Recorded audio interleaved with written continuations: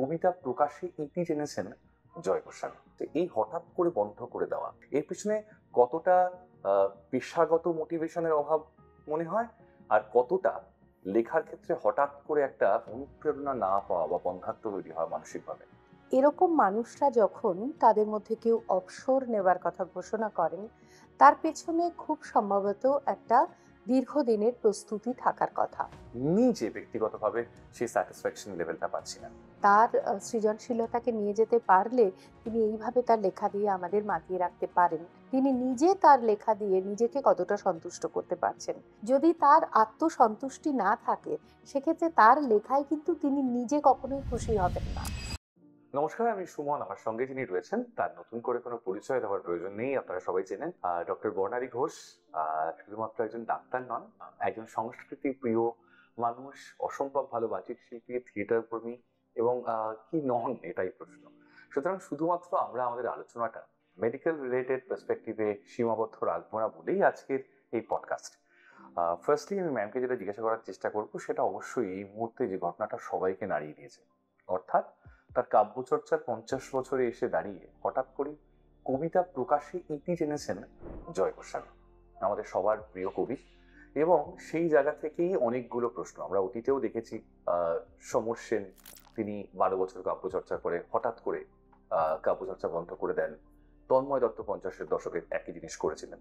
আমার প্রশ্ন ম্যামের কাছে, এই হঠাৎ করে বন্ধ করে দেওয়া, এর পিছনে কতটা পেশাগত মোটিভেশনের অভাব মনে হয়, আর কতটা লেখার ক্ষেত্রে হঠাৎ করে একটা অনুপ্রেরণা না পাওয়া বা বন্ধাত্ম তৈরি হয় মানসিকভাবে, সেটা ভূমিকা নেয়।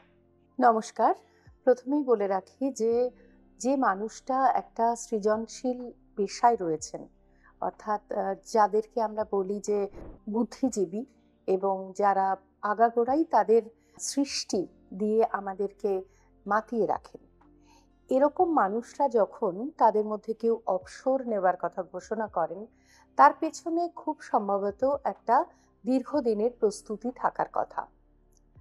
এমন হতে পারে যে একটা সৃষ্টির যে ভেতর থেকে প্রেরণা থাকে, চাপ থাকে, স্রোত থাকে, সেটাই কোথাও একটা অবস্টাকল বা অবস্ট্রাকশন হচ্ছে, যেটা লেখক বা কবি তিনি যে সৃষ্টিতে যে ফ্লোতে অভ্যস্ত ছিলেন, কোনো কারণে তার মনে হচ্ছে যে তিনি আর স্বচ্ছন্দ নন।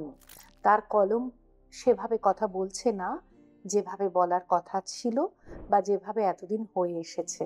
সুতরাং আমার মনে হয় যে এখানে তার পুরোদস্তুর স্বাধীনতা আছে ডিসাইড করার যে কোন সময় তিনি লিখবেন প্রফেশনালি, আর কোন সময় তিনি প্রফেশনালি লেখা থেকে অবসর গ্রহণ করবেন। এই প্রসঙ্গে আমার আরো একটা প্রশ্ন যেটা ডেফিনেটলি রয়েছে, সেটা হচ্ছে অনেকেই হয়তো বলে থাকবেন যে, আমি জয় গোস্বামীর কথাই যদি বলি, উনি এখনো অসম্ভব ভালো লেখেন এবং ওই ছোট গল্পের মতো যে কেন হঠাৎ করে শেষ হয়ে গেল। সেক্ষেত্রে কোনো জায়গা থেকে এটা কাজ করে যে যিনি লেখি বা যিনি শিল্পী, তিনি মনে করেন যে আমি নিজে সেই স্যাটিসফ্যাকশনটা পাচ্ছি না, যেটা হয়তো দর্শকরা পাচ্ছেন বা যারা পাঠক তারা পাচ্ছেন, পাঠিকা তারা পাচ্ছেন, নিজে ব্যক্তিগতভাবে সেই স্যাটিসফ্যাকশন লেভেলটা পাচ্ছি না। হ্যাঁ সুমন, এটা তো একেবারেই সত্যি কথা যে যে মানুষটি লিখছেন তার লেখায় হয়তো আমরা মেতে রয়েছি, কারণ আমরা সেই অর্থে খুব সৃজনশীল ব্যক্তি নই। আমরা যারা পড়ছি তার লেখা, তারা অবাক হয়ে ভাবছি যে কলম থেকে এই লেখা কি করে বেরোলো। একটা মানুষ কতটা লেভেলে তার সৃজনশীলতাকে নিয়ে যেতে পারলে তিনি এইভাবে তার লেখা দিয়ে আমাদের মাতিয়ে রাখতে পারেন। কিন্তু এরই পাশাপাশি এসে যায় আর একটা অবশ্যম্ভাবী কথা, সেটা হচ্ছে লেখক বা কবি তিনি নিজে তার লেখা দিয়ে নিজেকে কতটা সন্তুষ্ট করতে পারছেন। যদি তার আত্মসন্তুষ্টি না থাকে, সেক্ষেত্রে তার লেখায় কিন্তু তিনি নিজে কখনোই খুশি হবেন না। এবং একটা মানুষ তিনি যদি কবি বা লেখক বা তিনি আর্টিস্ট, ছবি আঁকেন, যাই তিনি হন না কেন, তার নিজের মধ্যে যে অসন্তুষ্টি, সেই অসন্তুষ্টিটাই কিন্তু তাকে চালিয়ে নিয়ে যায়। তাই কোনো একটা সময়ে যদি তার সন্তুষ্টি এমন লেভেলে চলে যায় যে তিনি কিছুতেই নিজেকে আর স্যাটিসফাই করতে পারছেন না, তখন কিন্তু এরকম ধরনের একটা ডিসিশন নেওয়া খুব একটা অস্বাভাবিক বলে আমার মনে হয় না। শেষ প্রশ্নে অবশ্যই যাব এই পডকাস্টে, সেটা হচ্ছে আজকের দিনে দাঁড়িয়ে শুধুমাত্র সাহিত্য চর্চা নয়, যদি আমরা থিয়েটার ধরি, যদি আমরা বিভিন্ন আঙ্গিকে যারা শিল্পী, আমি ডেফিনেটলি মিউজিকটাকে এর মধ্যে ডিরেক্টলি ইনভলভ করছি না, কারণ মিউজিকের ইন্ডাস্ট্রিটা একটা ভিন্ন ধর্মী ইন্ডাস্ট্রি। বাট এর বাইরে দিয়েও তো অনেকটা বড় একটা শিল্প চর্চার জায়গা রয়েছে, যেমন আবৃত্তি রয়েছে, যেমন বাচিক শিল্প রয়েছে, যেমন থিয়েটার রয়েছে, যেমন সাহিত্য চর্চা রয়েছে। ফিনান্সিয়াল বা পেশাগতভাবে এটা কতটা সাস্টেনেবল? এটা একটা খুব মানে ইন্টারেস্টিং পার্সপেক্টিভ। প্রথমেই বলি যে গ্লোবালাইজেশনের যুগে পৃথিবী যেই এগিয়ে গেছে গত 30 বছরে, আমাদের লিভিং কস্ট কিন্তু অনেক বেড়ে গেছে। Correct. এবার যে মানুষটি সৃষ্টির ওপর নির্ভর করে তার সংসার চালান, অর্থাৎ যারা পেশাদার কবি, বাচিক শিল্পী বা লিখিয়ে অথবা যারা আর্টিস্ট, তাদের ক্ষেত্রে কিন্তু life has been made difficult. Because শহরাঞ্চলে যারা আছেন তাদের প্রত্যেকেরই সংসার নির্বাহ করার যে খরচ খরচা, সেটা একটা অস্বাভাবিক উচ্চতায় গিয়ে পৌঁছেছে। এবার প্রফেশনালি শুধু লেখালেখি করে, শুধুমাত্র কাব্যচর্চা করে বা শখের থিয়েটার করে অথবা ছবি এঁকে একটা শহরাঞ্চলের জীবিকা নির্বাহ, সংসার নিয়ে চালিয়ে যাওয়া খুব ডিফিকাল্ট।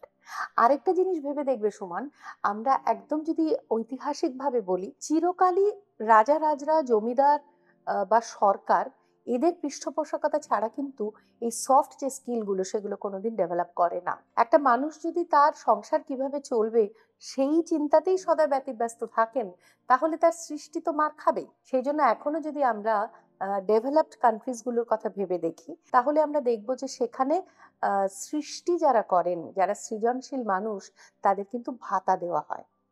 আর শুধু তাই না, সেখানে শিক্ষা, স্বাস্থ্য বা এই যে বেসিক জীবন ধারণের যে প্যারামিটারগুলো, সেগুলো অনেকাংশে রাষ্ট্র তার খরচা বহন করে।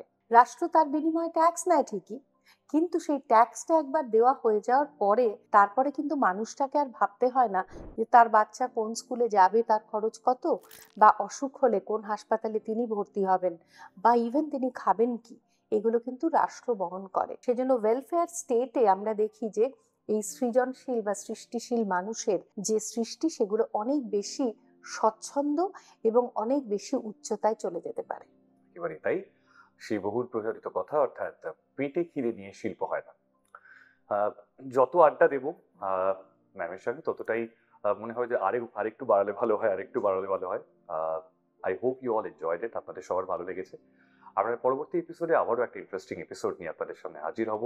কিছুটা সেখানে মেডিকেল অ্যাসপেক্ট থাকবে বটেই, আবার হতেই পারে আপনাদের ভালো লাগার, ম্যামের ভালো লাগার, আমাদের সবার ভালো লাগার বিভিন্ন আঙ্গিক নিয়ে আমরা আলোচনায় আসতে পারি।